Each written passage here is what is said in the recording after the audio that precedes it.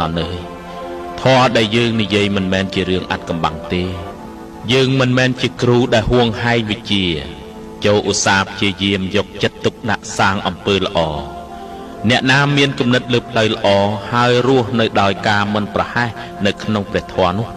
អ្នកនោះនឹងអាចគេចផុតពីវាលវដ្តសង្សារការស្លាប់រស់ហើយបញ្ចប់នៅទុក្ខយើងនឹងសម្រាកក្រោមដើមឈើនេះមនាលសុផាត់ថាសាសនាក្នុងរូបភាពផ្សេងសុទ្ធតែសំគួរហើយបើសាសនាទាំងនោះមានការប្រៀបធៀបខទាំង8ព្រោះខទាំង8ចាត់ទុកថាជាសច្ចធម៌របស់ចក្រវាល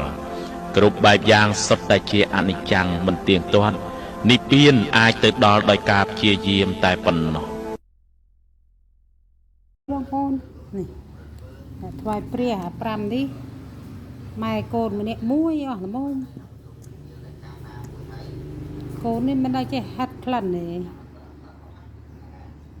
ចាំយកទៅផ្ញើម៉ែចុះផ្ញើម៉ែមួយ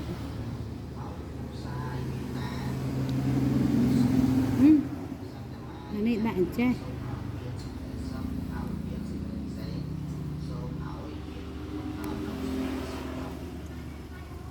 កូបណាបងប្អូនអើយកូបណា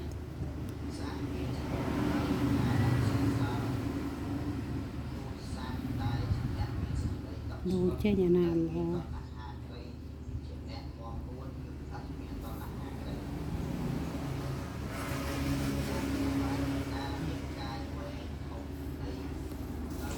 អូល្អណាស់បងប្អូនក្អូបញ៉ៃផ្កាក្អូបអីស្លៀតបាតច័ន្ទក្អូបទៀតឆ្លើយផ្អងទាំងអស់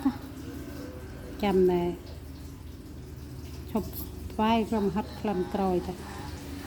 ដាក់គ្រប់10ក៏ដោយដែរ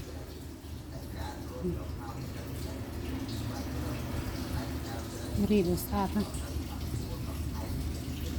រៀបមកចា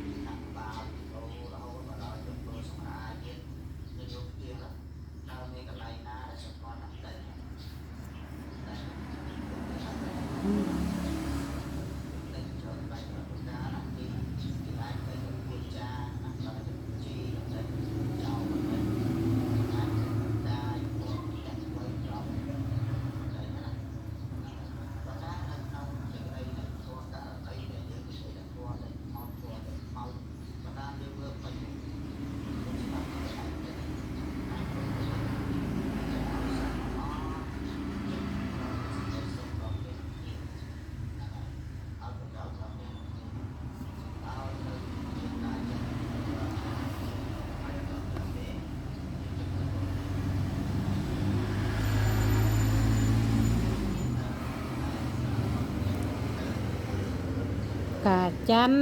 ទិញមកថ្វាយព្រះអង្គក្អូបហើយសាក្អូបនោះទិញថ្វាយព្រះអង្គឲ្យមានវិស័យបានហាត់ក្លិនផ្កាក្អូបបងប្អូន